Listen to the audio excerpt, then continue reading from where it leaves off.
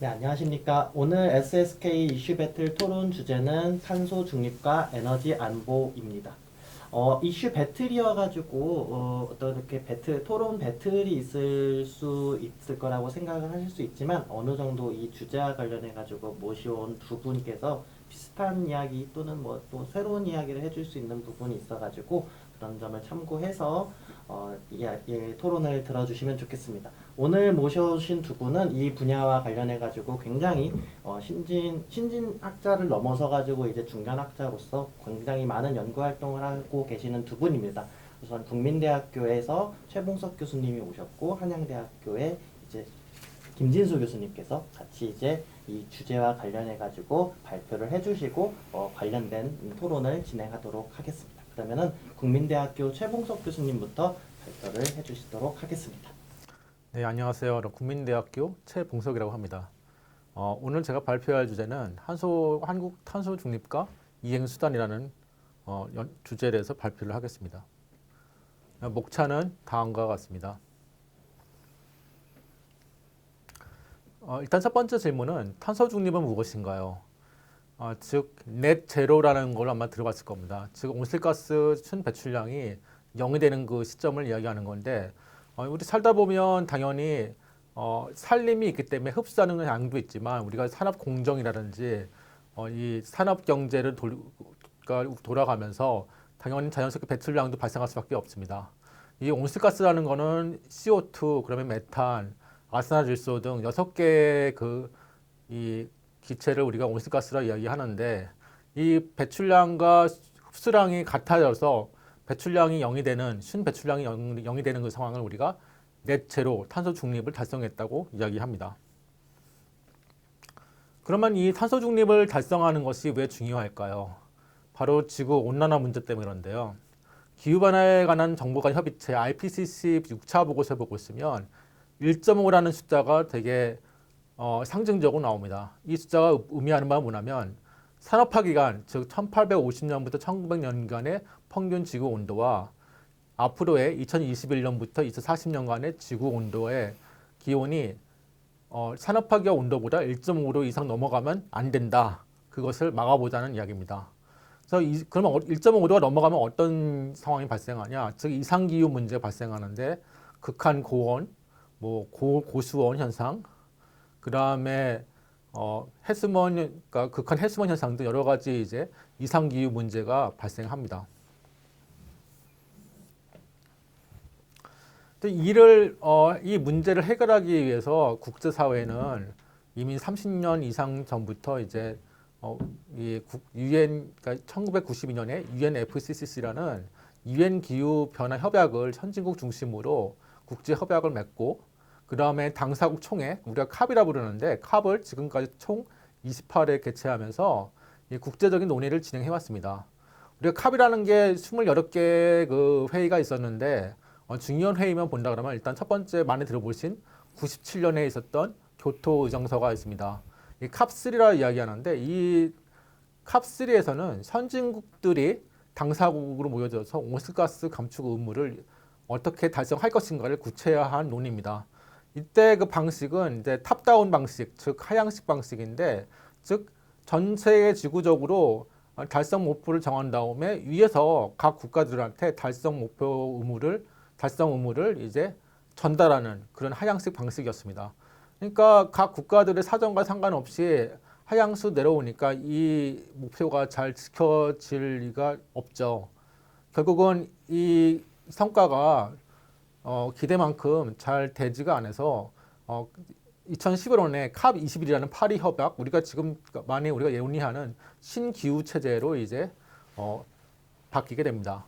이 캅21에서는 이제 모든 당사국에는 이제 선진국뿐만 아니라 개도국이 들어왔고, 그 다음에 탑다운 방식이 아니라 바텀업 방식, 즉 각국이 자발적으로 저감할 목표를 5년 주기로 제출합니다. 우리가 NDC 목표라고 국가 온실가스 감축 목표라 이야기하는데, 이 NDC 목표를 달성해서 전 지구적으로 1.5도를 제한하는 것이 이 캅21의 바텀업 방식이라고 볼 수가 있습니다. 그 이후로 진행 성과를 보고 있으면 21년에 캅26 글래스고에서 있었는데, 이때가 언제냐면 바로 코로나 19 위기 그 다음이었습니다. 그러니까 전 세계가 어려우니까 일단은 이 코로나 대응을 하는 것이 우선이었기 때문에 이 기후변화 대응이 잘 이루어졌을 리가 없습니다. 그래서 사실은 잘 진행이 안 됐고요. 러시아 우크라이나 침공 이후 또 에너지 가격이 급상승하면서 그 이후에 있었던 2022년의 캅27 이집트에서의 회의는 이제 선진국과 개도국 간에 이제 로스 앤 데미지, 그 피해와 그 피해를 보상하는 것에 대한 논의가 대두되기 시작됐습니다. 즉 선진국에서는 이미 자기네들이 온실가스 달성한 상황이고 서비스업 중심으로 넘어갔다 그러면 개도국은 이 선진국에다가 선진국에 필요한 어떤 재화를 수출해야 되는 입장, 즉 선진국의 그 소비 제품은 결국 개도국이 생산하고 CO2는 개도국에서 발생하는, 즉 이걸 우리가 탄소 누출이라 이야기하는데 이 현상에 의한 손실과 피해를 어떻게 보상할 것인가가 중요한 의제로 떠올랐습니다. 바로 이제 작년에 있었던 캅28에서 이런 로스 앤 데미지에 대한 이 대응하는 것이 정식 의제로 채택되었고 대응 펀드를 설립하는 것도 논의되었습니다. 그러면 우리나라는 온실가스 배출량이 어느 정도일까요?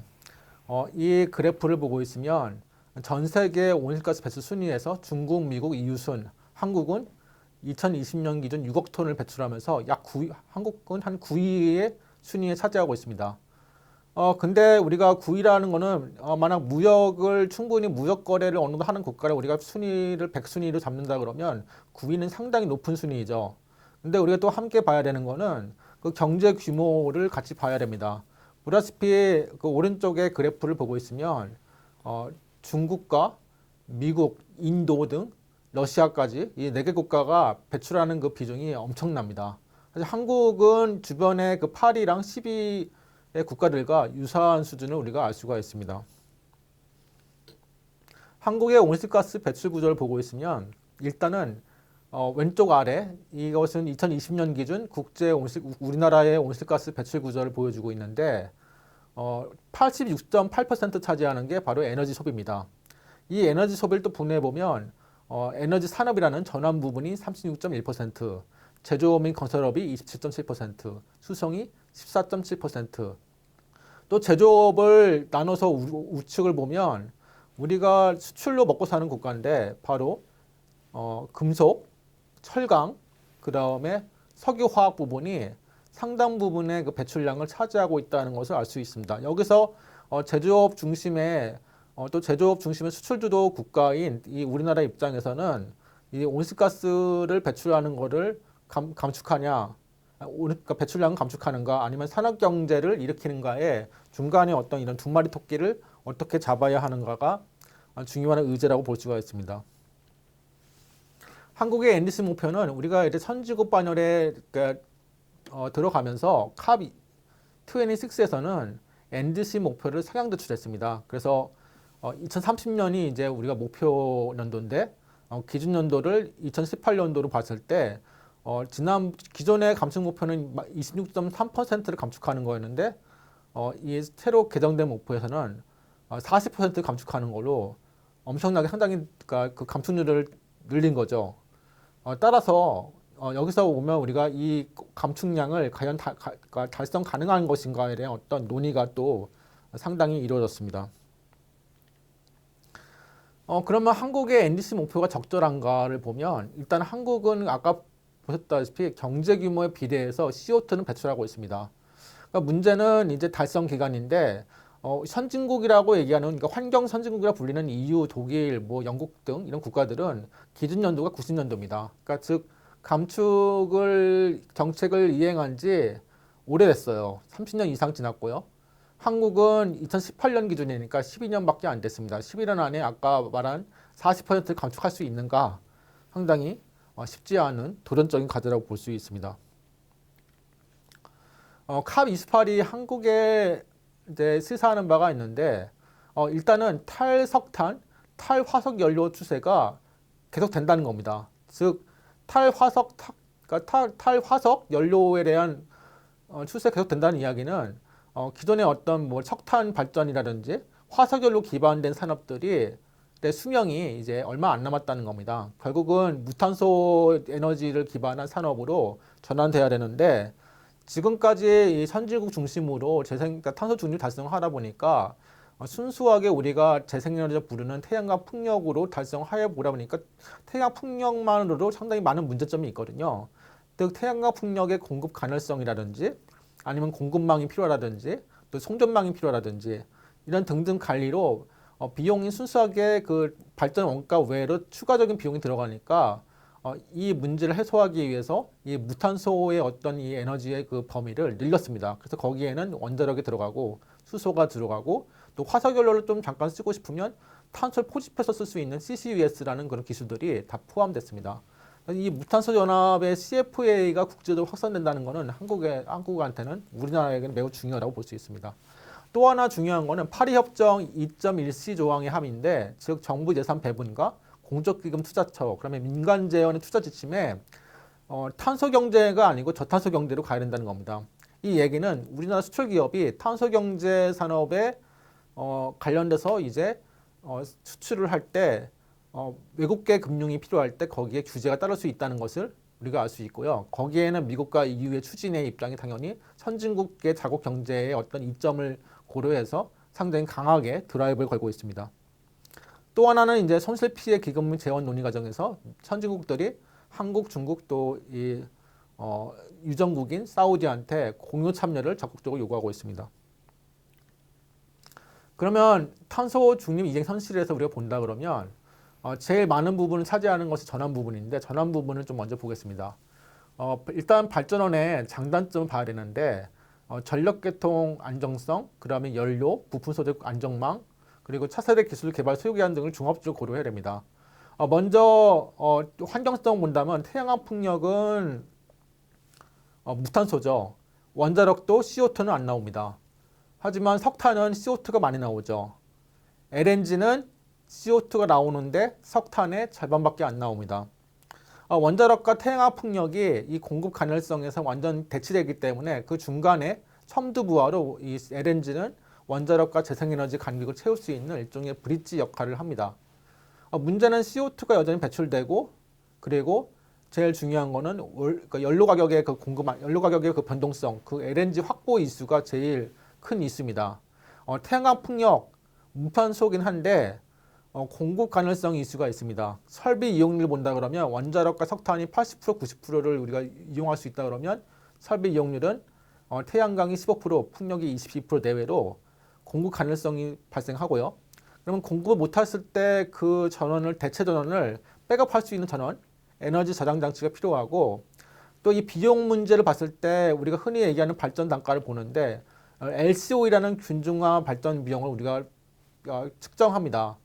여기에는 이제 원래는 고정비와 운영 유지비가 포함되고, 이 LCOE 즉 발전 단가가 전 세계적으로 하락한다는 추세를 논의했기 때문에 이 태양광 풍력이 경제성이 있다는 이야기였는데, 실제로는 이 고정비, 운영비 외에 이 재생에너지의 한계점 때문에 가능성 대응 비용, 변동성 대응 비용, 개통 보상 비용들이 포함되어야 됩니다. 그 시스템 LCOE라고 그러는데, 시스템 LCOE를 고려할 때는 이 비용이 싸지는 않습니다. 또 하나는 이제 원자력 공급망의 이슈가 있고요. 원자력은 뭐 당연히 기저부하로서 공급 안정성을 크게 기여하는데, 우리가 잘 알고 있는 중대 사고 위험, 그리고 사실은 계속 문제가 되고 있는데 정부에서 명확하게 잘 이렇게 좀 대응을 하고 있는지가 좀 의문스러운 사용 후 해결료 처리, 그 다음에 사회적 수용성 문제가 있습니다.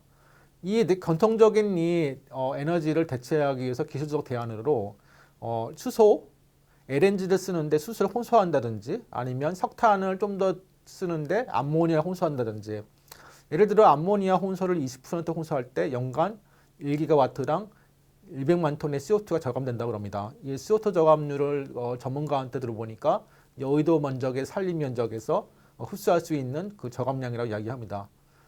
그래서 상당한 그 저감량인 거죠. 그러니까 석탄을 만약에 우리가 유한하게 쓴다 그러면 암모니아 혼소를 고려할 수 있습니다. 그 다음에 원자력에서 이제 분산형 전원으로 가능한 이제 SMR 기술, 그 다음에 석탄을 좀 더 이 화석연료를 오래 쓰는데 탄소를 포집할 수 있는 CCUS 기술 개발들이 있습니다. 전환 부분 이행 계획, 국가 계획은 어떻게 되는가? 그러니까 전력 수급 기본 계획을 말할 수밖에 없는데, 전기본이라고 이야기합니다. 이 전기본이라는 것은 전기사업법에 따라 향후 15년간의 전력 수요를 예측하고 필요한 전력 공급 전망 계획을 제시하는 계획입니다. 11차 계획은 기간이 2024년부터 2038년이니까 탄소 중립 기간이 포함됩니다. 그 목표 기간 2030년이 포함된다는 이야기죠. 그러면 어떻게 하냐? 이거는 사실은 하향식 계획이보다는 비구속도 유도적 정보 제공적 계획이고, 이 계획에서 토대로 이제 차후에 이제 전력망 확충, 그다음에 천연가스 수급 계획은 정보 계획의 기초 자료로 활용됩니다. 제약 조건은 원전, SMR, 그다음에 수소, 전소, 아까 말한 그 차세대 기술이 개발이, 그러니까 그 개발 상황이 주요한 제약 조건으로 고려되었습니다.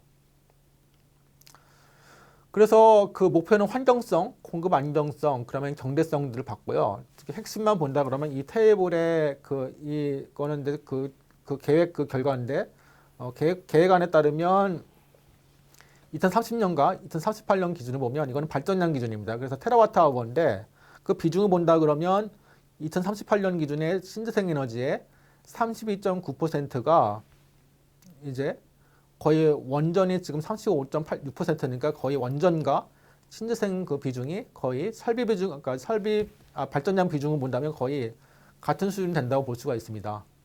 그리고 이 전체 전원 중에서 70%는 원자력 수소가 포함된 무탄소 전원으로 이와 같은 방법으로 이제 무탄소 전원을 늘리면서 탄소 중립을 달성하는 계획이 되겠습니다. 그러면 탄소 중립의 이행의 도전 과제에 대해서 이야기한다 그러면 우리가 정부가 목표를 세울 때 물론 이와 같은 내용들이 전력 수급 계획에서도 어느 정도 반영됐지만 장기 목표가 있고 단기 목표가 있습니다. 장기 목표라는 거는 차세대 기술 개발의 상용화 정도를 봐야 될 것 같고요.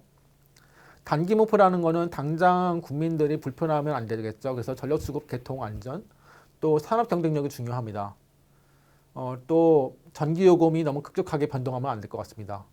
이와 같은 단기 목표와 장기 목표를 동시에 달성해야 되는데, 일단 현재 우리 정부의 현재 정책을 시행하면서 어려운 점은 에너지 정책이 너무 정치화되어 있습니다. 그래서 원전과 태양광 풍력이 양립화되어 있고요.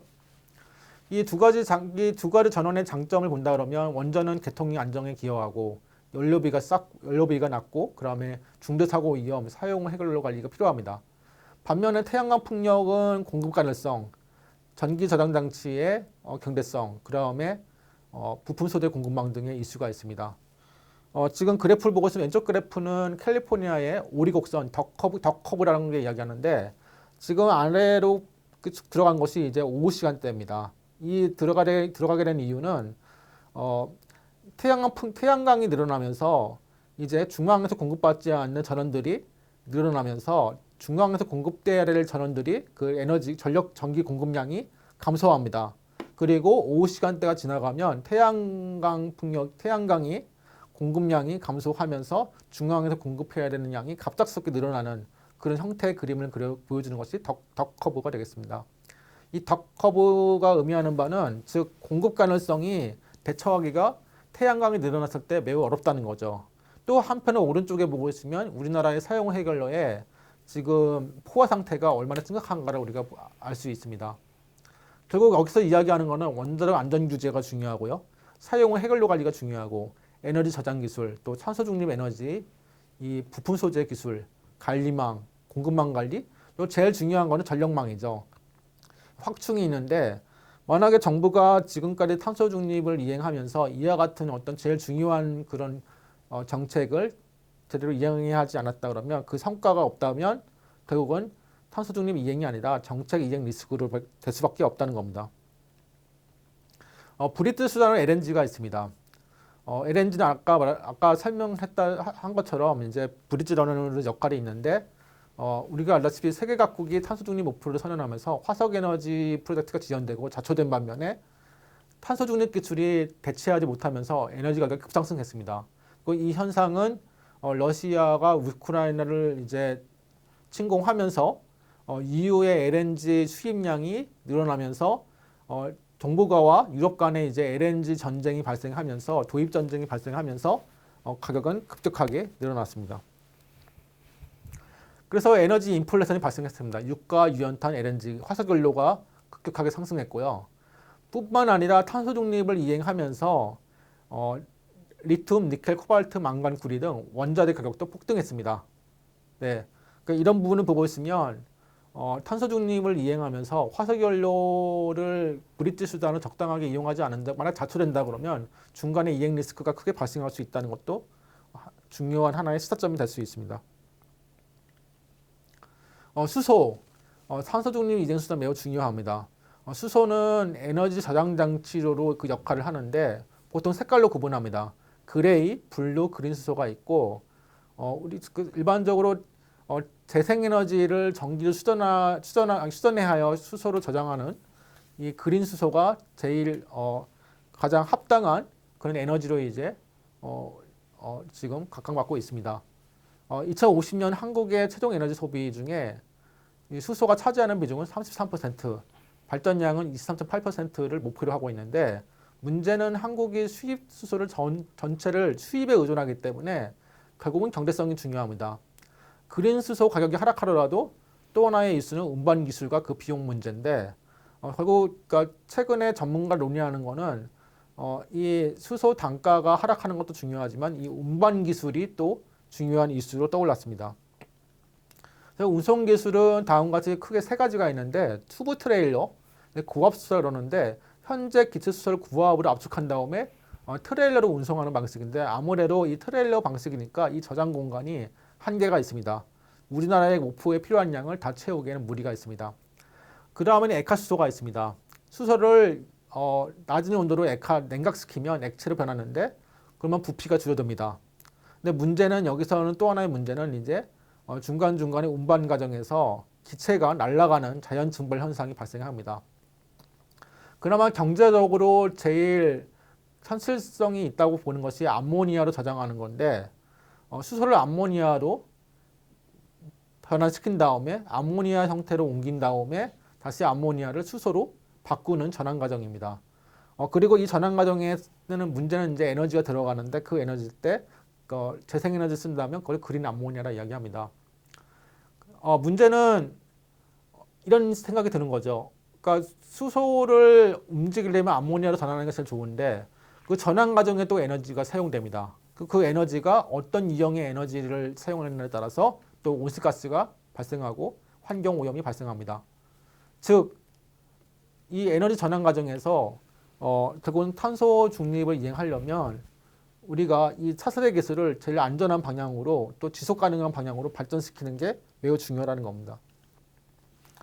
CCUS 아까 설명드렸습니다.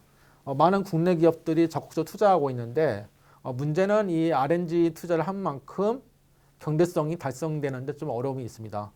이 달성되는데 아까 차세대 기술과 마찬가지인데 이 차세대 에너지 기술 CCS 포함해서 이 기술들이 투자했는데 경제성을 달성하기 어려운 이유는 충분히 요금으로 보상이 안 되기 때문에 그렇습니다.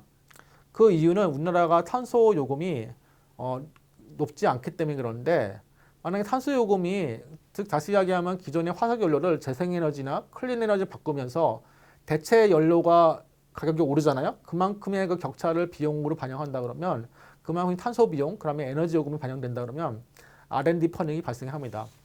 그만큼이 펀딩이 발생하지 않는다 그러면 기술은 지속 가능한 지속 가능한 기술 투자가 이루어지지 않는 거죠. 결국은 이제 전기 요금 문제로 우리가 귀결될 수밖에 없습니다. 독일의 사례를 많이 드는데 독일이 아무래도 한국과 비슷한 이유가 제조업 비중도 비슷하고 또 규모도 비슷하기 때문에 많이 비교합니다. 독일은 에너지 전환 과정에서 전기 요금이 약 2.5배 증가했습니다. 또 이 증가한 요금의 절반은 재생에너지 관련된 부가 비용이 대부분입니다.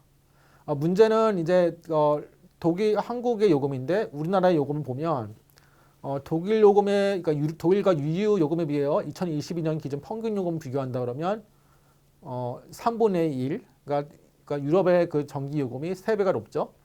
일본의 요금도 2배가 높습니다. 이거는 평균 요금이고 또 시간대마다 요금이 다르기 때문에 피크 요금 비교한다 그러면 유럽 같은 경우는 최근에 러시아 우크라이나 침공 때문에 요금이 급격히 상승했습니다. 그래서 뭐 5배에서 10배까지 오르는 적도 있고요. 일본도 3배에서 5배까지 올랐습니다. 그만큼은 우리가 환경 비용을 R&D 펀딩에 반영 안 되기 때문에 이 기술 투자가 어렵다고 볼 수 있습니다. 타 부분 시나리오들도 이야기했는데 이 부분은 그냥 넘어가겠습니다. 제 결론을 말씀드리면 이 외에도 논의해야 될 이슈가 많습니다. 이거는 환경 문제가 아니라 통상 대응, 또 요즘에 보호무역주의가 이제 증가하면서 각국의 산업 경쟁력 확보도 중요한데 국가 대 국가를 본다면 탄소 국정세와 핵심 공급망 관리 규제 등 이런 어떤 이슈들이 있습니다. 또 기업 대 기업 본다면 아래벽이 있죠. 결국은 이런 간극을 채우려면 탄소 비용이 제대로 반영되고 그 다음에 R&D 퍼내기에 의해서 지속 가능한 기술 개발이 되는 수밖에 없습니다. 장단기 목표, 또 브릿지 정책 수단 등이 종합적으로 체계적으로 구성돼야 되는데 이 모든 것들이 결국 비용의 문제고 에너지 가격이 수급에 따라 상승하여 기업의 투자 비용을 충분히 보상하는 것이 중요합니다. 저는 아까 계속 강조하는 것이 장단기 목표와 중기 목표, 단기 목표인데 만약에 저희 학생이 중간고사를 준비하고 있는데 좋아하는 과목만 집중하여 공부하고 하루 단위, 일주일 단위 체계적으로 공부하지 않는다면 그 결과는 참담할 겁니다. 결국 우리가 지금 단순하게 에너지가 정치화되고 또 양립화되면서 오늘 우리가 논의했던 그런 중요한 이슈들을 정부가 각별하게 살펴보지 않는다 그러면 이러한 정책들은 성과는커녕 오히려 이행 리스크로 커질 수밖에 없습니다. 제 발표를 들어주셔서 감사드립니다. 감사합니다. 네, 탄소 중립과 에너지 안보와 관련해 가지고 국민대 최봉석 교수님께서 특히 탄소 중립 정책을 이행하는 과정에서의 리스크에 관련해 가지고 좋은 이슈들을 지적해 주셨습니다. 다음으로 한양대 김진수 교수님께서 발표를 해주시도록 하겠습니다. 네, 안녕하십니까. 한양대학교 김진수입니다. 저는 오늘 한국의 에너지 안보 정책에 대해서 여러분께 설명을 드려보고자 하는데요. 오늘 주제에 앞서서 최봉석 교수님이 이제 탄소 중립 앞으로 우리나라의 계획, 정책에 대해서 말씀을 해주셨는데 갑자기 왜 에너지 안보인가라고 생각이 드실 수도 있을 것 같습니다. 근데 이제 듣다 보면 왜 탄소 중립하고 에너지 안보 얘기를 함께 우리가 묻게 되었는가를 아마 이해하실 수 있지 않을까 그렇게 기대하면서 에너지 안보 정책 말씀을 드려보려고 합니다. 세 가지 정도 꼭지로 준비를 해봤습니다. 첫 번째는 에너지 안보 개념에 대해서 설명을 드려보려고 합니다. 왜냐하면 친숙하실 거예요. 안보라는 단어는 우리가 일상생활에서 많이 듣기 때문에 굉장히 친숙할 텐데 그럼에도 불구하고 자세하게 에너지 안보가 과연 뭐냐 또는 안보를 위해서 뭘 해야 되냐라고 물어봤을 때 빨리 대답하기 또 어려운 부분이 있습니다. 그래서 에너지 안보 개념에 대해서 먼저 설명을 드리고 그 다음에 우리나라의 에너지 안보 상황이 어떠한지 여러분께 말씀을 드려보고자 합니다. 마지막으로 앞으로 한국이 어떻게 해야 되는지 앞으로의 에너지 안보가 우리가 고려해야 되는 것이 무엇인지 설명을 드려보려고 합니다. 먼저 에너지 안보 개념에 대해서 살펴보도록 하겠습니다. 에너지 안보 개념은 굉장히 오래되었고요. 출발점이 사실 석유파동 이전에도 이야기가 있을 수는 있지만 본격적으로 학자들 그리고 국제사회에서 논의가 시작된 것은 석유파동 이후라고 보시면 되겠습니다. 오일샥이라고 하는 석유파동이 아마 이 영상을 보는 대부분의 학생들 여러분들께서는 익숙하진 않으실 거예요. 왜냐하면 1970년대에 있었던 일입니다. 두 번 있었고요. 73년, 74년 때 1차 석유파동 그리고 79년에서 80년 기간을 거치면서 2차 석유파동이 있었습니다. 우리 전 세계가 에너지를 주로 쓰는 에너지원을 석탄을 예전에는 많이 쓰고 있다가 그것을 석유로 많이 바꿨고요. 한국도 에너지 정책이 예전에는 이제 주탄 종유, 주로 석탄을 쓰고 석유를 백업으로 쓰다가 주유 종탄이라는 정책으로 바꾸게 됩니다. 즉 석유를 전체 에너지에서 가장 중요한 에너지원으로 사용하게 됐는데 그 다음에 바로 벌어진 일이 석유파동이었었습니다. 즉 석유가 어디서 많이 나냐 그러면 보통 중동 많이 떠올리시잖아요. 그래서 중동하고 뭐 북아프리카 지역 이런 데서 많이 생산이 됐었는데 그 중동 지역의 정세가 불안해지면서 우리가 석유를 실제로 수입하기 어려워지는 그래서 당시 두 차례 석유 파동 동안 가격이 한 4배 정도 1차 때도 4배, 2차 때도 4배 정도 뛰었었습니다. 굉장히 큰 충격이죠. 지금 우리 휘발유 차량 운전하는 데 쓰고 여러 가지 석유 제품들을 쓰고 있는데 그 가격이 갑자기 4배가 된다고 생각해 보시면 좋습니다. 그래서 그 이후로 이 에너지 안보, 특히 뭐 석유, 천연가스, 이 화석연료의 안보를 챙기는 것이 굉장히 중요하구나라고 많은 사람들이 생각을 해봤고요. 그래서 지금 화면에 보시는 세 가지 조건, 중단 없이 공급을 받을 수 있어야겠다. 그래서 reliable 그리고 가격 또한 중단이 혹시 안 이루어지더라도 가격이 우리가 수용할 수 있는 가격이어야겠다. affordable 그리고 이용 가능. 여러분이 한국에서 살고 있으면 당연히 전기는 어디든 가서 꼽으면 쓸 수 있는 거고 주유소 전국 어딜 가든 우리가 쉽게 찾을 수 있고 근데 전 세계 모든 나라가 그렇지는 않습니다. 그렇기 때문에 에너지를 쓰고 싶을 때 이용 가능하냐, available 또는 accessible 하냐라는 이 세 가지 개념으로 에너지 안보를 많이 이야기를 해 왔었습니다. 그런데 이러한 에너지 안보에 대한 개념이 지금 조금씩 바뀌고 있습니다. 바뀌고 있는 가장 큰 이유는 여러분이 앞에서 설명을 들으셨던 탄소 중립 때문에 그렇습니다. 지금 화면에서 보시는 것이 영국의 에너지 안보 평가 지표인데요. 일단 제가 조금 전에 말씀드렸던 세 가지에 하나가 더 붙은 것을 확인하실 수 있습니다. 그 단어가 sustainability, 즉 안보 입장에서, security 입장에서도 지속 가능성이 굉장히 중요해졌다라는 것이 하나의 큰 변화라고 할 수 있겠고요. 그리고 주변에 이제 지표들 쭉 나와 있는 단어들을 보시면 익숙한 단어도 있고 익숙하지 않은 단어도 있겠지만 전기하고 관련된 것들이 많이 들어와 있다를 보실 수 있을 겁니다. 탄소 중립, 앞에서 최 교수님이 설명해 주셨는데요. 그 핵심 키워드 중에 하나가 전기화입니다. 우리가 지금 열을 내기 위해서 쓰고 있는 여러 가지 화석연료들을 결국 전기로 바꾸고 그 전기를 깨끗하게 생산하고 그래야 탄소 중립을 달성할 수 있다라고 많은 연구자들이 이야기를 하고 있고요. 그래서 에너지 안보 지표도 기존의 화석연료, 석탄, 천연가스, 석유 이러한 연료에서 전기 중심으로 바뀌어가야 된다라는 이야기들을 현재 많이 하고 있습니다. 근데 이러한 안보 환경이 바뀌고 있습니다. 제가 아까 말씀드린 탄소 중립 말고도 세 가지 정도 더 생각을 해볼 수 있을 것 같습니다. 두 번째는 GVC라고 혹시 들어보셨나요? 글로벌 밸류 체인이라고 얘기하는 건데요. 전 세계의 공급망, 가치 사슬 자체가 바뀌어가고 있습니다. 왜냐하면 생각해 보시면 예전에는 우리가 뭐 제조업 하면 전통적인 제조업을 떠올리실 수 있을 텐데 지금의 주력 산업 그러면 IT 산업이라던가 아니면 데이터 센터라던가 또는 뭐 여러 가지 뭐 차세대 우리가 산업이라고 하는 산업 구조 자체가 바뀌어가고 있습니다. 그러다 보니까 그 차세대 산업에서 필요한 여러 가지 재화들, 재료들이 기존 산업하고는 차이가 있을 수밖에 없죠.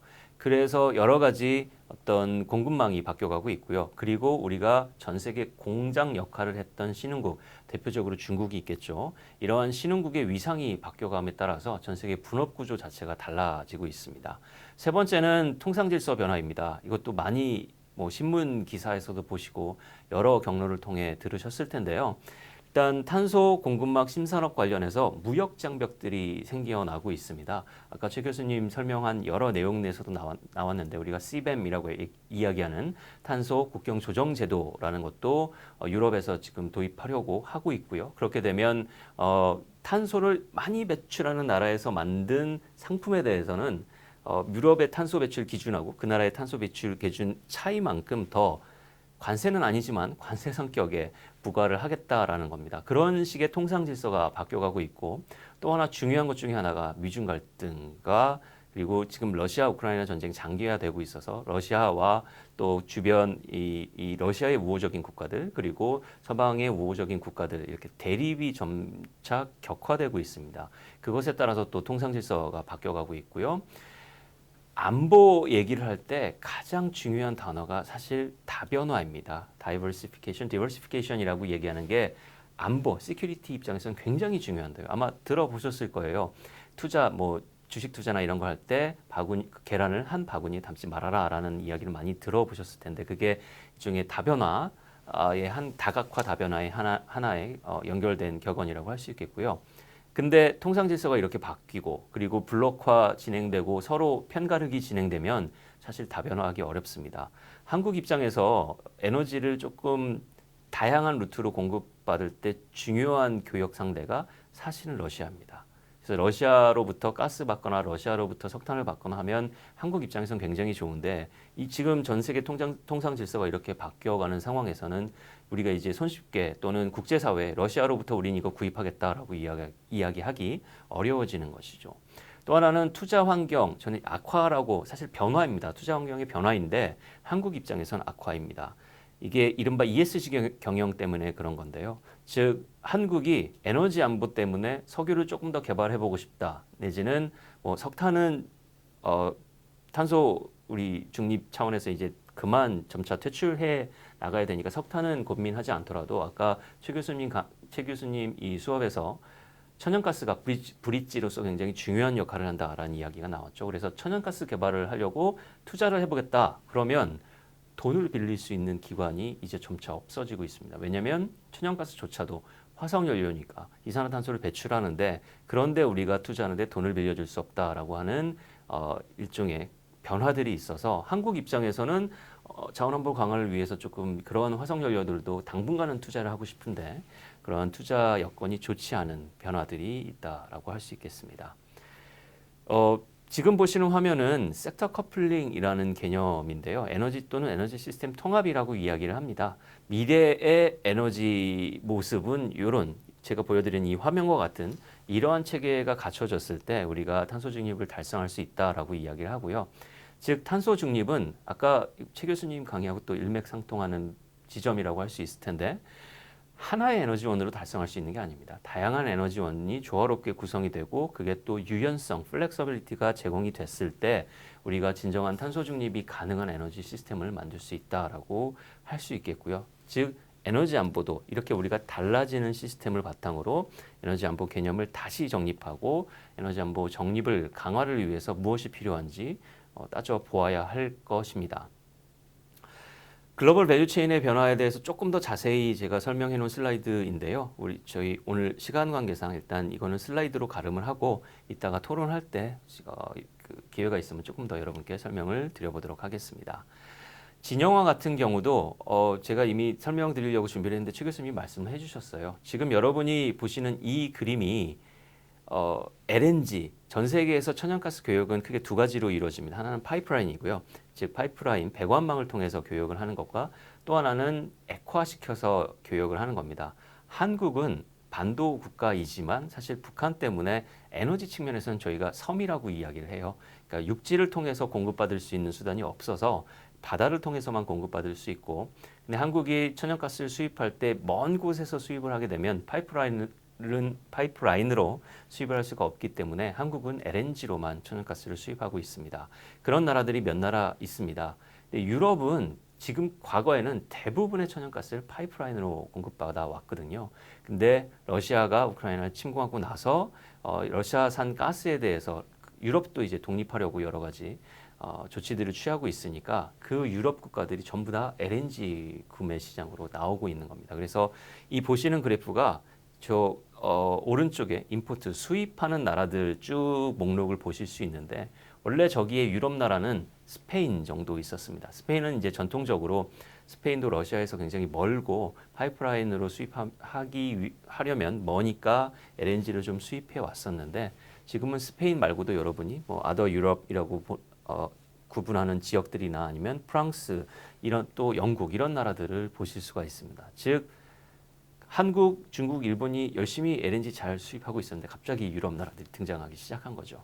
그래서 이러한 모습들, 이러한 변화들이 사실 일시적이면은 에너지 안보 측면에서 지나가면 괜찮겠다 생각할 수도 있겠지만 많은 전문가들이 일시적인 현상이 아니라 앞으로 고착화될 것 같다라고 전망하고 있습니다. 한국의 상황에 대해서 간략하게 여러분께 정리해서 말씀드려보도록 하겠습니다. 한국이 왜 에너지가 중요하냐? 사실 여러 가지로 길게 설명드릴 수도 있을 텐데요. 지금 보시는 이 화면과 같이 화면에 나오는 정보와 같이 한국은 수출이 굉장히 중요한 나라이고요. 그 총 수출의 약 60%를 차지하는 10대 수출 품목을 제가 정리를 해봤습니다.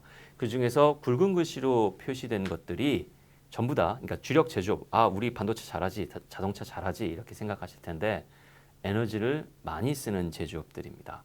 즉 한국의 경제에 있어서 에너지라는 것은 그만큼 굉장히 중요하고 그래서 우리나라 정부는 지금까지 에너지를 안정적으로 공급하는 것에 굉장히 초점을 맞춰서 여러 가지 정책을 펴왔습니다. 앞으로 미래를 보더라도 뭐 AI라던가 데이터 센터라던가 이런 것들이 전부 다 전기와 에너지를 굉장히 많이 필요로 하는 산업이고요. 그래서 미래가 되면 여전히 한국은 에너지를 미래가 되더라도 많이 쓸 것이다. 그래서 에너지 안보라는 것이 앞으로도 계속 중요하다라고 말씀을 드릴 수 있겠습니다. 그리고 앞선 강의에서 나왔던 수소라던가 CCS라던가 이런 것도 결국은 이런 청정 에너지도 해외하고 연계된 어떤 개발이 필수적이 되겠고요. 그러면 우리가 에너지 안보 측면에서 지금 외국의 상황을 이렇게 살펴보고 있는 것들이 결국은 탄소 중립 시대에도 중요하다라고 말씀드릴 수 있겠습니다. 사실 이러한 에너지 안보 강화하기 위해서 에너지 위기가 발생했을 때 어떻게 대응할 수 있느냐는 제가 앞서 말씀드린 석유 파동 때 그리고 그 이후로 석유 파동이 70년대였으니까 한 3, 40년이 지나면서 여러 연구들이 있었고요. 여러 수단들이 또는 여러 정책들이 실제로 시행돼 왔었습니다. 그래서 지금 화면에 보시는 것과 같이 크게는 세 가지 정도로 어느 정도 정립돼 있다라고 말씀드릴 수 있겠고요. 다만 지금 여러분이 보시는 이러한 위기 대응 수단은 전통 에너지, 즉 석유, 천연가스, 석탄에 대한 어떤 위기 대응 수단입니다. 제가 아까 서두에 에너지 안보 개념이 바뀌고 있다라고 말씀을 드렸는데 그런 바뀐 에너지 공급 체계에서는 또 다른 위기 대응 수단을 우리가 마련할 필요는 있겠습니다. 한국의 상황을 말씀드린 세 가지 에너지 안보의 개념에 대입해서 조금 설명을 드려볼게요. 첫 번째는 중단 없이 이용 가능한 공급입니다. 앞에서 보여드린 여러 가지 위기 대응 수단이 있는데 한국이 그거에 맞춰서 지금 화면에 보시는 것과 같이 여러 가지 수단들을 우리나라도 정책적으로 잘 마련해놓고 있습니다. 다만 이제 한 가지 요 앞에 잠시 돌아가 보면 생산 자원, 즉 생산량을 조금 더 높이는 그것도 위기가 발생했을 때 효과적인 에너지 안보 대응 수단인데요. 에너지 안보 강화 또는 에너지 위기 대응 수단인데 한국은 그걸 쓸 수는 없습니다. 왜냐하면 국내에는 동해가스전이 원래 소량이지만 있었고 그게 2022년에 고갈이 돼서 동해가스전도 이제 더 이상 가스를 생산하지 않고 있기 때문에 한국은 100% 천연가스 수입, 100% 석유 수입 그리고 석탄에 대해서도 유연탄, 발전에 쓰는 유연탄은 전량 수입에 의존하고 있는 나라입니다. 그래서 국내에서 생산하고 있는 자원이 없다라는 것 그렇게 말씀드릴 수 있겠고요. 비축 같은 경우에는 굉장히 열심히 특히 여러분이 아마 들어보셨을 수 있는 공기업들 한국 석유공사나 가스공사를 중심으로 비축 작업들을 하고 있습니다. 수용 가능한 가격 에너지 위기가 닥쳤을 때 에너지 가격이 막 올랐을 때 그게 이제 한국 경제가 얼마나 수용할 수 있느냐 측면에서 말씀드려 보면 2022년에 에너지 수입 의존도가 우리가 94% 정도였고요. 2023년도 사실 비슷합니다. 한국은 에너지 수입 의존도가 94%. 아까 앞선 강의에서 나왔던 신재생 에너지 생산 일부 말고는 전부 다 이제 수입하고 있다라고 보시면 되겠고요. 수입액은 2022년은 조금 많았습니다. 원래 저희가 1,600억, 1,700억 불 정도 이렇게 수입을 하는데 우리나라의 2022년 수입액은 2,164억 달러 정도 됐고요. 엄청난 금액이죠. 수백조 원, 200조를 넘는 200조 원을 넘는 금액이 되겠고 22년에 저렇게 수입액이 늘었던 이유는 저때 아시다시피 러시아 우크라이나 전쟁이 있었기 때문에 아까 최 교수님 강의에서도 나온 것과 같이 가격이 굉장히 높아졌었습니다. 그래서 수입액이 증가했고요. 근데 이러한 가격 증가 시에 우리가 대응할 수 있는 수단이 있냐? 사실 많지 않죠. 국내에 자원이 있으면 그 자원 가격이 따라서 오르니까 사실 그 높아진 자원 가격, 판매로부터 나오는 수입을 국가라던가 공공기관이 활용할 수 있는 아마 횡재세라는 표현을 들어보셨을 텐데 그런 것을 활용할 수 있는 수단들이 있었을 겁니다. 근데 국내에는 생산하는 자원이 없고요. 한국은 그걸 조금 만회해 보려고 해외 자원 개발을 진행해 왔었는데 해외 자원 개발도 여러 부침 또는 여러 과거에 좀 논란들이 있어서 2015년을 정점으로 점차 이 해외 자원 개발에 따른 자원 개발률이 떨어지고 있습니다. 그래서 지금 10%대 정도를 기록하고 있고 뭐 경쟁하고 있는 나라 일본하고 비교해 보면 일본은 40%고 지금 30년 목표를 그래서 50%로 상향했거든요. 그래서 우리나라는 좀 상대적으로 굉장히 취약한 상황이다라고 말씀드릴 수 있겠습니다.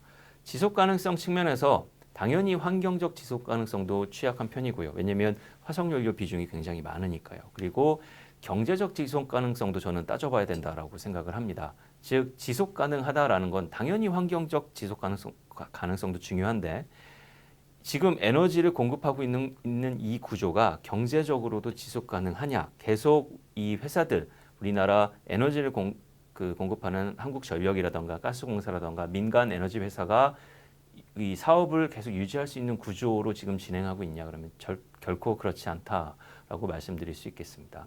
한국전력의 지금 총 부채 규모가 200조 원 가까이 되고 있고요.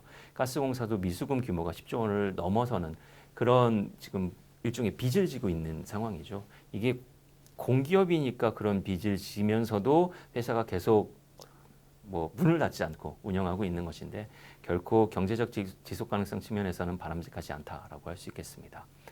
앞으로의 에너지 안보에 대해서 간략하게 설명을 드려보도록 하겠습니다. 제가 생각하는 우리가 놓치지 말아야 될 두 가지는 저 두 가지입니다. 하나는 안보 개념이 바뀌고 있습니다. 재생에너지 확대될 거고요. 전기화 중요하다고 말씀드렸고 수소가 앞으로 어떻게 들어오는지도 최 교수님 강의 때 이야기가 나왔습니다. 이걸 전제로 한 에너지 안보의 진단과 평가 앞으로는 우리가 화석연료 전통 에너지만 쳐다볼 게 아니라 저런 것들을 전제로 한 평가가 필요하다라고 생각하고 있고요. 이렇게 전기화가 되고 뭐 에너지 시스템이 통합되게 되면 결국 에너지 시스템을 운영하는 데 들어가는 그런 운영 체계, 소프트웨어, 사이버 시큐리티가 굉장히 중요해지게 됩니다. 그래서 그것도 우리가 사이버 보안도 굉장히 관심을 많이 갖고 있어야 하겠고요.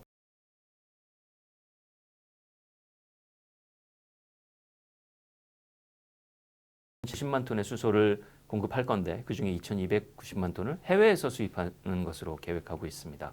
즉 해외에서 수입하는 수소에 대한 공급 안정성 확보도 중요하겠다라고 말씀드릴 수 있겠습니다. 두 번째는 좀 다른 측면인데요.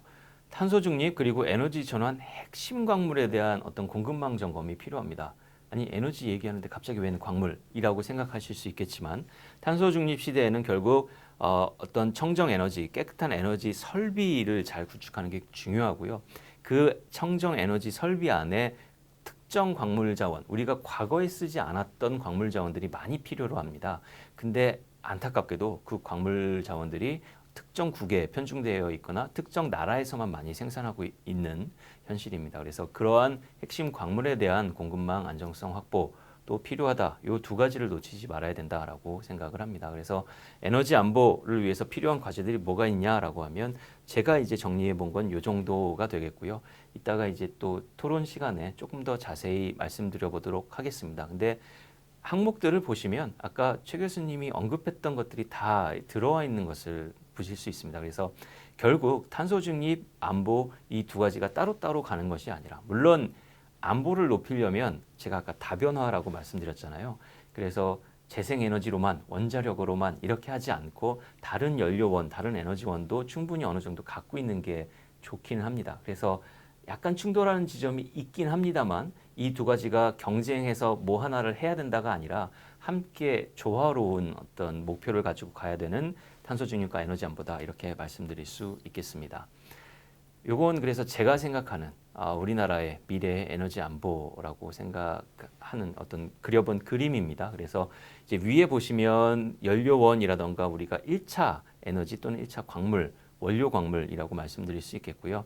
원래 석유, LNG, 우라늄, 석탄 이렇게는 전통적으로 우리가 고민해왔던 안보를 위해서 고민해왔던 것들인데 거기에 이제 재생에너지가 굉장히 중요하게 들어오면서 재생에너지 설비 구축에 필요한 핵심 광물도 중요해진다라고 말씀드릴 수 있겠고요. 그리고 안정적인 공급을 위해서 아까 설명드린 세 가지 요인 이외에 지속 가능성 개념을 꼭 고민해야 된다. 그리고 이 지속 가능성은 환경적 지속 가능성과 경제적 지속 가능성 두 가지를 함께 고민해야 될 것입니다. 그래서 이걸 가지고 우리가 구축할 것은 기억하실지 모르겠지만 앞쪽에 그림이 하나 있었습니다. 에너지 시스템 통합 또는 섹터 커플링 에너지 공급 체계. 그것을 이제 글로 표현해 보면 저렇게 설명드릴 수 있을 것 같고요. 전기, 열, 수소를 가지고 우리나라의 에너지를 깨끗하게 공급하는 것입니다.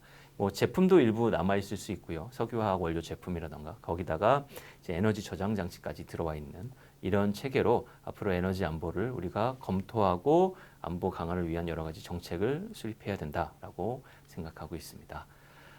국제협력 얘기를 조금만 드려볼게요. 마지막으로 드려보면 사실 한국은 자원 측면에서는 정말 좀 환경이 좋지 않은 그런 국가입니다.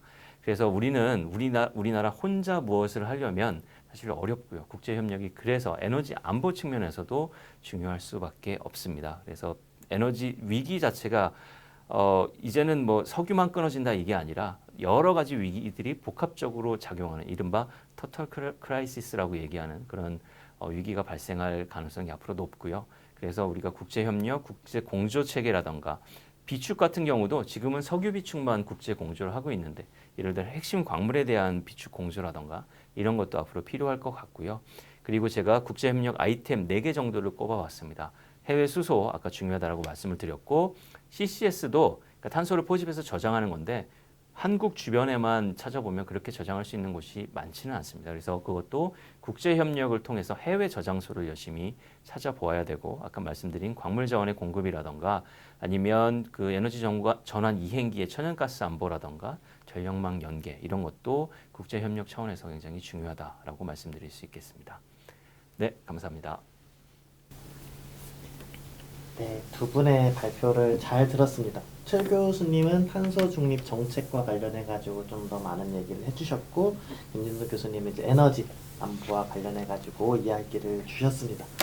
저희가 만약 2016년, 15년으로 넘어가 가지고 한창 이제 파리 협정이 비준이 돼 가지고 뭔가 국가적으로 탄소 배출 그 최 교수님 발표에 따르면 감축량을 굉장히 원대하게 설정을 했고 그 시점에 저희가 토론을 했다면은 이게 과연 실현 가능하냐, 어떤 정책적으로 불안이 있지 않느냐라는 거에 관련해 가지고 굉장한 많은 배틀이 있었을 거라고 생각을 하는데 벌써 그 이후로 8년이라는 시간이 지났고 이미 탄소 중립 정책은 우리 사회에서 뗄 수 없는 정책으로 자리 잡았고 저희 실생활에도 관련이 있습니다. 근데 문제는 이제 제가 얼마 전에 이야기를 들었는데 농담이면 좋겠을 안부 인사 중에 하나가 지금 겪고 있는 여름이 내 인생에서 가장 시원한 여름이다라는 말을 이렇게 하면서 저희 실생활에 이제 탄소 중립 정책이 정말 필요한 정책이 됐는데 문제는 그러한 정책을 추진해 가는 데에서 우리의 일상 생활이 불편함을 겪을 수가 있고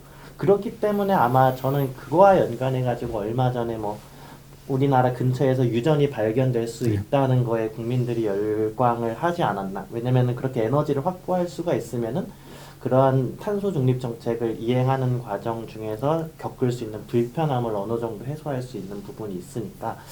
그래서 저는 이 발표를 듣고서 두 교수님께서 이제 이 탄소 중립 정책과 에너지 안보 정책과 관련해 가지고 일상 사람들이 겪을 수 있는 다양한 의문점이라든지 불안감 이런 것들이 있을 텐데 그런 부분에 대해 가지고 전문가시니까 서로 이렇게 대담을 해 주시면서 이야기를 조금 나눠 주시면 좋겠습니다. 그래서 뭐 어느 분께서 발표를 먼저 제가 먼저 최 교수님께 질문을 드려보도록 하겠습니다. 첫 질문은 원래 쉽게 드려야 되는데 죄송하지만 어려운 조금 질문을 드려보면 아까 이제 최 교수님 발표하셨을 때 우리는 지금 2030년 NDC를 40% 감축이라고 목표를 수립했습니다.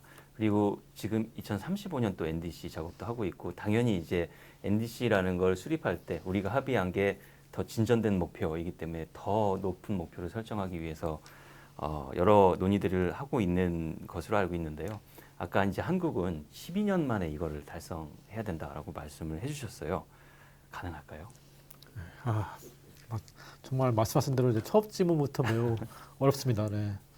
네, 제가 이제 보통 그 기존의 탄소 중립 관련된 해외 사례를 논의할 때 보면 관련 전문가분들이겠죠. 보통 숫자만 갖고 와서 말씀하시더라고요. 근데 독일 같은 국가가 대표적인데 선진국들이 그런 숫자를 제시할 때는 그 역사가 있고 거기에 정책 패러다임이 있습니다. 네, 그 부분이 우리나라에서는 쏙 빠진 것 같습니다. 그래서 제 답은 현재같이 하면 현실적으로 불가능하고 지금부터 정신 차리고 열심히 하면 기본기에 충실하란 말이 있잖아요. 기본 공부는 고등학교 공부는 국영수 중심으로 해라. 근데 국영수 중심으로 열심히 하면 아마 가능할 거라 봅니다. 네. 네, 첫 질문을 굉장히 제가 너무 어려운 걸 드려가지고 네, 달성하면 참 좋을 것 같긴 한데 갈 길이 먼 것 같긴 합니다.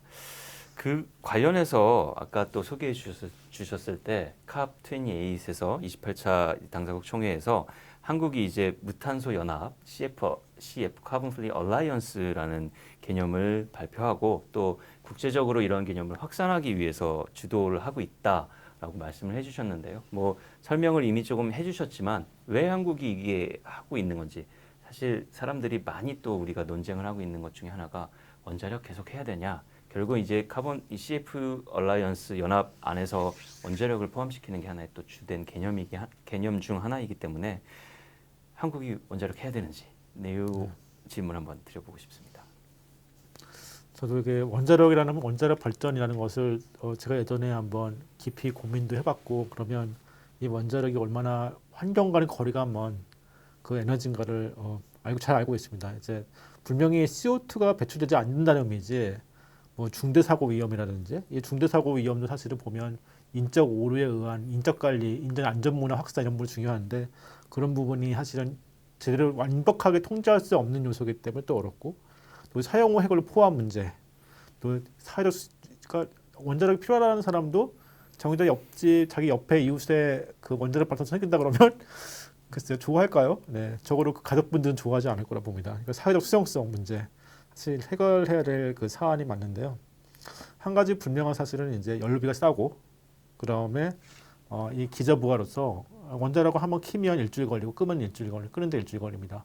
그러니까 제대로 빨리 이거를 변동하기도 어려워요. 사실 조절하기도 어렵고 즉 공급을 안전하게 전력 공급 안정성에 기여하고 당연히 반도체나 아까 말한 우리나라의 주력 부품 철강이나 반도체 이런 주요 부품을 생산하는데 전기의 주파수 공급의 그 안정성이 매우 중요하기 때문에 주파수 제어가 되고 있는 공급 안정성에 의해서 전기 품질이 또 중요합니다. 그런 부분에 기여했다는 것은 사실은 모든 전문가들이 동의하는 사실입니다. 그 사실만 봤을 때 독일 같은 경우는 사실은 70년대 석유파동 이후에 물론 원자력도 투자했지만 재생에너지 특히 풍력을 투자했습니다. 그리고 그러한 투자가 있었기 때문에 1990년에 체르노빌 원전 사고 이후에 탈원전과 그러면 친재생 재생에너지 확대가 같이 갈 수 있는 흐름이 그 전통이 지금까지 유지됐기 때문에 그 효과가 있는 거라 보고요. 또 95년에는 전기 시장과 가스 시장을 자유화했습니다. 당연히 시장을 개방하면 요금이 급속하게 증가하죠.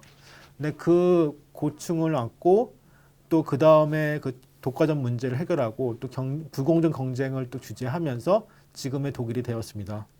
그 국가가 그렇게 오게 된 건 그 히스토리가 있는데 대한민국도 만약에 우리가 70년대부터 재생에너지 투자했다 그러면 분명히 지금은 이제 원전은 필요 없다고 얘기할 겁니다. 근데 그 2016년 이전까지 원전과 석탄에 그렇게 의존하다가 갑자기 이제 재생을 늘린다 그러고 하니 원자력을 사실은 이렇게 우리가 당장 이렇게 벗어나게 탈피하기는 현실적으로 어렵다 이렇게 볼 수가 있습니다. 네.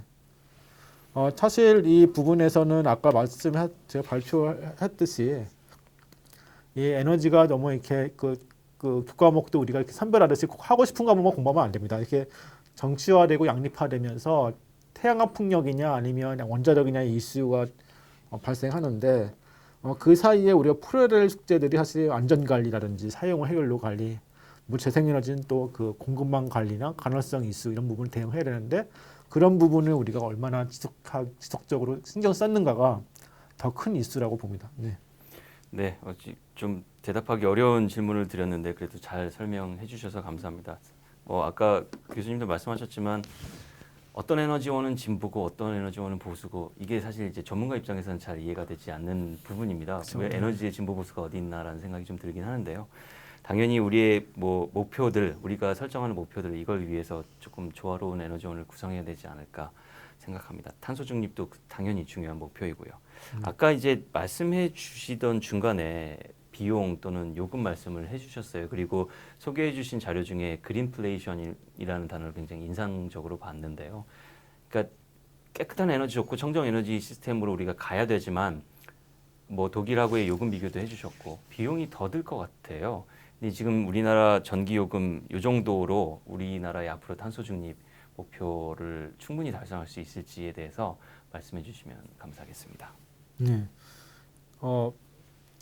그러니까 지금 일단은 그러니까 얘기를 논의를 시작하기 전에 전기본 전력 수급 계획을 먼저 봐야 되는데 전력 수급 계획은 우리가 그 수요를 예측 수요를 정한 다음에 그 수요 아래서 이제 제일 효율적으로 비용을 최소화하는 요즘 거기는 이제 환경 급전해서 환경 비용을 얹어가지고 비용 최소화 원칙에 따라서 제일 값싼 전원이 뭔가 거기에 전원계획을 구성하는데 여기서 중요한 건 수요입니다. 그 수요라는 건 소비자들이 전력 소비를 어떻게 하는가인데 그 소비자가 사실은 대표 소비자입니다.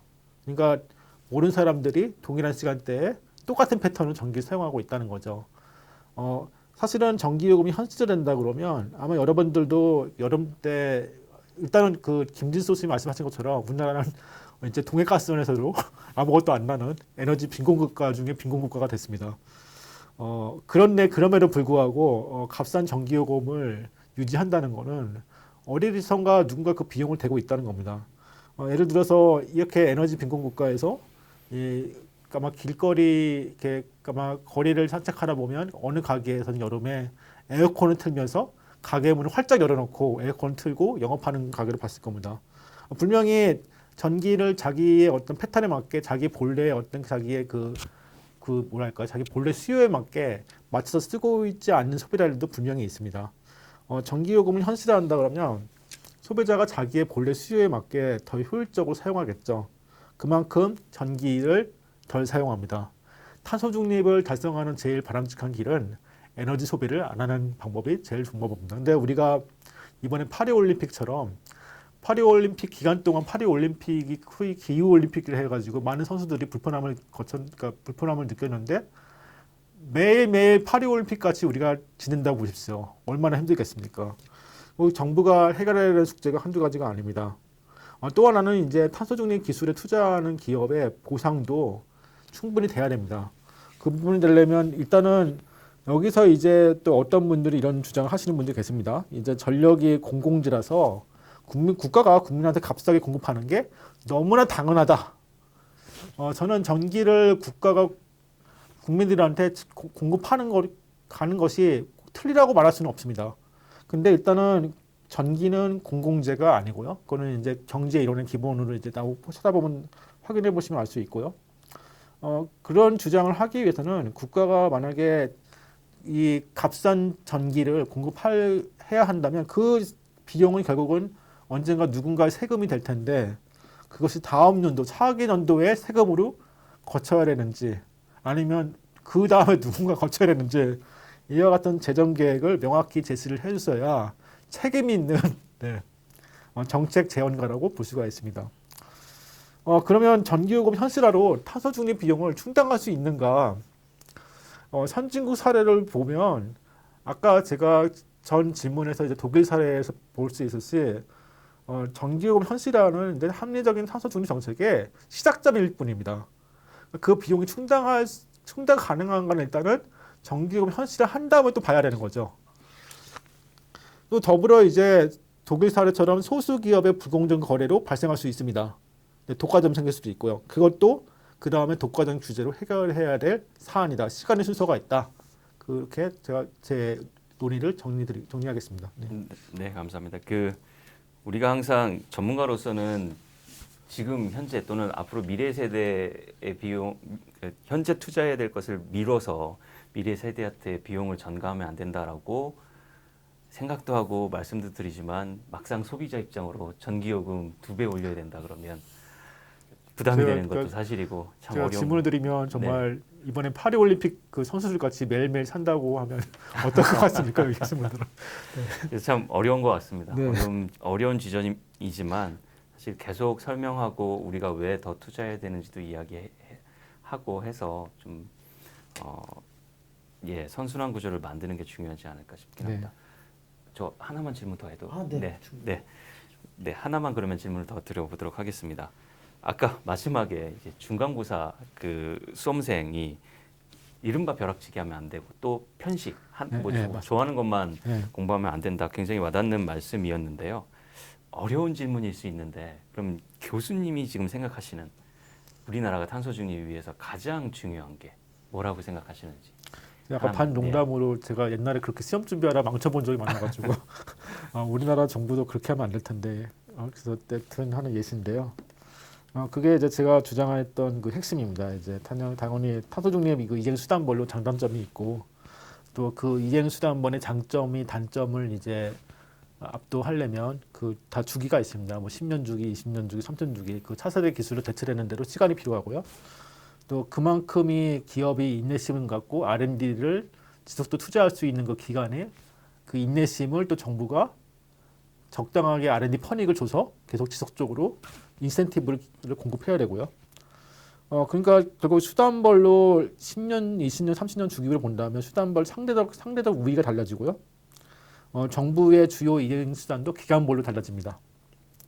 네, 결국은 에너지에 색깔이 있냐? 네, 수소는 아까 보면 색깔이 있죠. 뭐 그레이, 뭐 블루, 그린, 뭐 핑크로 있다고 그러는데 우리나라 에너지는 지금 색깔이 있는 것 같긴 합니다. 제가 보기에는. 네. 이런 고민이 이제 기간별로 색깔이 있는 건 좋은데 왜냐면 제가 해외 뭐 이렇게 학자를 만나봐도 아카데미아에서도 에너지를 연구하시는 분들은 나름 또 색깔을 갖고 계신 분들이 계십니다. 그러니까 에너지 색깔이 있는 거는 당연히 자기 신념이기 때문에 그거를 비판하지는 않습니다. 다만 이런 고민이 현실화될 때는 기간별로 혼재되면 안 된다는 겁니다. 기간별로 그것이 체계적으로 종합적인 계획이 나와야지. 또 아까 말씀드린 것처럼 해외 선진국 사례를 해서 우리가 배워야 되는 거는 그 이행률 숫자가 아니라 그 안에 그들이 갖고 있는 그 패러다임, 그 고민을 진정성 있게 받아들이고 그 고민을 우리는 이 한국화해서 현실에 맞게 적용하는 것이 중요합니다. 그것이 이제 바로 기본기죠. 네, 그렇게 제가 답변 드리겠습니다. 더 질문하실 게 많을 것 같으시지만 네. 저희가 이제 시간 관계상 이번에는 최봉석 교수님께서 질문을 김진수 교수님께 드리는 걸로. 제가 이제 반격의 기회가 왔고 네, 저로 이제 일반인들이 궁금해하는 질문을 드리겠습니다. 그 사실은 제일 먼저 드리고 싶은 질문이 동해가르선에 나오는 거 안 나오는 거였지만 이런 질문은 너무 유치하기 때문에 피하고요. 네, 네. 근데 동해 이전 이슈 관련돼서 이런 주장하시는 심지어 전문가분들 중에서 이런 질문하시는 분들이 있습니다. 뭐 97% 수입하든지 100% 수입하든지 우리가 에너지 수입하면 되지. 어차피 에너지를 수입해가지고 그거로 이제 생산하고 필요한 그 수요자들은 몇몇 개 기업들이고 몇몇 개 기업들이 개발 이제 거기 투자 생산에 참여할 텐데 몇몇 기업들의 이익들을 위해서 우리가 굳이 자원 개발을 국가 자원을 거기에 재원을 거기에 써야 되냐 이런 질문하시는 분들이 있습니다. 여기에 대해서 교수님의 답변을 네. 부탁드립니다. 저는 사실 먼저 말씀드리고 싶은 거는 이번에 이슈가 된 이 동해 영일만 심해 탐사의 경우 원래 해오던 작업이었어요. 갑자기 등장하는 게 아니라 석유공사나 아니면 국내 정부에서도 우리가 해외 자원 개발을 그래도 어떻게든 명맥을 유지하려고 노력해왔는데 그것과 동시에 국내에서도 자원이 있는지 탐사를 꾸준히 지속해왔습니다. 근데 이번에 확률이 좀 높게 나와서 그게 이슈화된 것 같아 보이고요. 저는 이 논의, 지금 질문하신 거의 본질을 우리가 국부라는 표현을 쓰잖아요. National Wealth라는 표현을 쓰는데 그 관점에서 한번 접근해 보고 싶습니다. 좀 돌려서 얘기를 해서 우리가 이제 넓은 마당이 있는 집을 가지고 있는데 그 마당 한 켠 밑에 땅 속에 한 100억 원 정도의 가치가 있는 뭐가 묻혀 있다. 근데 그 확률이 파봐야 하지 않은데 한 20% 정도 묻혀 있을까, 실제로 묻혀 있을 확률이 20% 정도 될 것 같다라고 하면, 근데 그걸 파서 확인하는데 한 500만 원 정도 든다. 근데 파서 안 나올 수도 있습니다. 500만 원을 날릴 수도 있는데, 이제 그러면 100억이 묻혀 있다는데 한번 확인을 해봐야 되지 않을까? 왜냐하면 그거는 아까 이제 몇몇 기업이 개발에 참여하고 가져가는 거 아니냐라고 말씀해 주셨는데, 한국 정부의 것입니다. 우리 영해 내에 묻혀 있는 자원이고 한국 정부의 것이고, 지금 또 정부가 하고 있는 작업 중에 하나가 원래 이 조광료라고 하는 개념이 있습니다. 거기서 자원 개발을 하면 정부의 소득세 말고 그 정부가 가지고 있는 권리인 자원이니까 당신들은 그거에서 추가로 얼마를 더 이 광업 석유 개발을 하는, 가스 개발을 하는 일종의 로열티 내지는 텍스 개념으로 내세요라고 하는 조광료를 이번에 개편하려고 하고 있습니다. 그래서 결국 우리나라에 그만큼 국부가 있는지를 확인해 보자라고 하는 작업이고, 그게 있다면 실제로 개발이 이루어지면 물론 개발에 참여하는 기업들이 가져가는 포션도 있겠지만 우리나라의 수입으로 들어오는 게 됩니다. 그래서 아까 우리 사회자께서도 말씀하셨지만 수입이 생기는 거예요. 그래서 그 수입이 생길지 안 생길지 확인을 해보는 절차는 좀 필요하지 않을까. 그래서 이 묻혀 있는 자원 그걸 확인해 보자. 그거는 뭐 저는 일단 제 전공이자 소속이 그래서 편향될 수도 있지만 그래도 한번 탐사해보고 확인해보는 절차가 필요하지 않을까 이렇게 생각합니다. 네, 감사합니다. 저도 같은 약간 좀 생각이 드는 게 이런 기술들이 어떻게 또 보면 사람들이 하는 이야기 중에 철강 뭐 재련 이런 기술 보면 무슨 철강을 이렇게 그 프레스 압력으로 이렇게 눌러서 이렇게 모형을 만드는 것이 옛날에 대량간에서 했던 구석기 시대 기술 아니냐. 요즘은 AI 기술을 해야지 이렇게 얘기하지만 사실은 선진국들의 첨단 기술에는 사실 우리가 알고 있는 전통 기술들이 다 밀접하게 관련이 있고 네. 또 말씀하신 아마 자원 개발 같은 그런 기술들은 고부가가치 기술이 당연히 들어가는 거고 이런 부분을 우리가 신경 안 쓰고 차세대니까 연결시키지 않으면 결국은 다른 나라들은 다 화석에서 탈화석해가지고 차세대 기술로 가는데 언제까지 이제 전통적인 그런 철강 이런 거 이것을 우리가 차세대 기술로 그러니까 접목해가지고 새로운 산업을 일으키지 않으면 쉽지 않을까 그런 생각이 듭니다. 그래서 또 이런 부분에서 탄소 중립 기술에 의한 또 핵심 강물 이게 마치 제가 전통적인 자원 개발은 뭐 동해가스 이런 것 같은데 핵심 강물은 우리가 얼마나 준비가 되어 있고 또 기존의 그 석유가스 공급망 관리하고는 또 어떤 차이가 있는가요? 네, 일단 현황 먼저 조금 말씀드려 보면 아까 우리나라 이제 에너지는 수입 의존도가 한 94%. 네. 근데 94% 넘는 걸 수입하긴 하지만 우리나라가 해외 자원 개발을 아직은 하고 있어서 그러니까 자금률, 자원 개발률 그래서 해외에 있는 자원 중에 우리나라가 지분이 있는 것까지 하면 한 10% 정도 됩니다. 근데 이제 광물로 놓고 보면 그게 4%가 안 됩니다.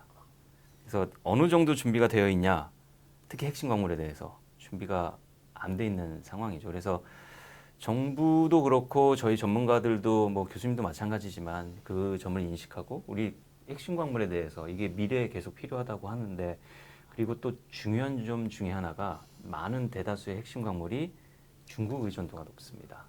뭐 중국하고 사이가 좋으면 사실 우리나라 한국 입장에서는 가까워서요 유리한 점은 많습니다. 다른 서방 나라들보단. 근데 이제 그건 사이가 좋았을 때 얘기인 거고 지금 아까 말씀드린 대로 여러 가지 뭐 통상 질서라던가 아니면 밸류체인 자체 구조가 변화하고 있으니까 이걸 너무 중국에만 의존하면 안 된다라는 이야기들이 좀 지금 있고요. 그래서 작년에 산업부에서 핵심 광물 확보 전략이라고 전략을 세워서 발표를 했고 거기서 여러 가지 예를 들면 뭐 위기 대응 능력을 강화한다거나 아니면 핵심 광물 확보 다각화, 체계적인 핵심 광물 인프라 구축 이런 전략들을 좀 발표를 했습니다. 그리고 또 다행인 것 중에 하나가 올해 1월에 우리 국가자원안보 특별법안이라는 법안이 국회 본회의를 통과해서 2월 달에 이제 정부에서 공포를 했습니다. 그래서 자원안보 우리가 이걸 공급망 3법이라고 이야기를 하는데요. 이 공급망 3법 중에서 한 가지인 그 자원안보 특별법안이 수립되고 그 안에 이제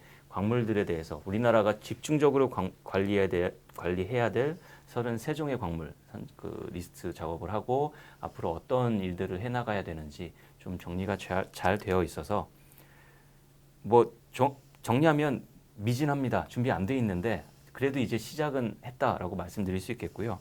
사실 석유가스하고 차이가 있기는 해요. 가장 큰 차이는 이제 재활용입니다.